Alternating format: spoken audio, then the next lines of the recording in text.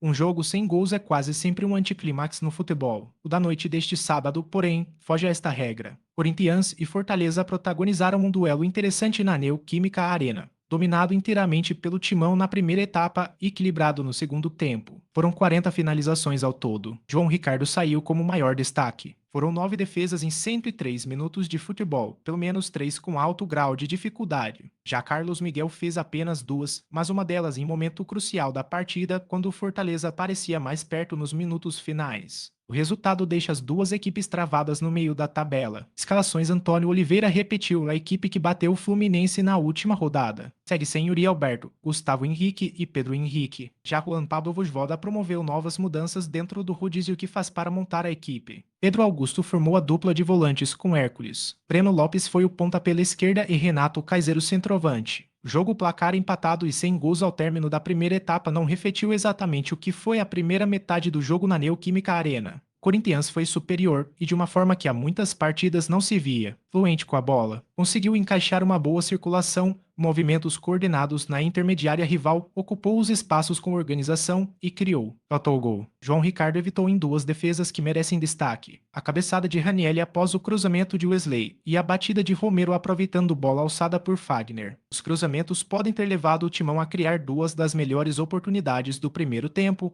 mas não eram feitos de forma forçada. A equipe trabalhava bem a bola até gerar a situação de levantar a pelota na área. O lado direito acabou sendo o mais produtivo. Fagner superou algumas pressões feitas pelo Fortaleza no início do jogo. Teve movimentos constantes de Garro e Gustavo Mosquito à sua frente, abrindo linhas de passe e fazendo a bola andar. Breno Bidon e Ranieri também se mexiam bem pelo centro, ofereciam apoios a esta troca de passes iniciada pela direita. Se Fagner atacava mais vezes aberto e Mosquito trabalhava perto da faixa central, pela esquerda a dinâmica era diferente. Hugo avançava como meia e deixava Wesley, como de praxe, bem aberto, gerando amplitude ao time. Romero dava trabalho entre os zagueiros e também quase marcou em cobrança de falta da entrada da área. Precisão nos arremates foi o detalhe que faltou ao Corinthians no primeiro tempo, mas o Fortaleza também pode se queixar disso. A única jogada em que conseguiu criar em contragolpe, viu Breno Lopes perder uma chance incrível após passe primoroso de Pochettino. O problema do Leão foi a falta de encaixe na marcação. Hércules e Pedro Augusto sofriam para combater de forma regular as interações de Bidon e Garro. Pochettino também não achava Ranieri. A última linha de defesa se comportou melhor,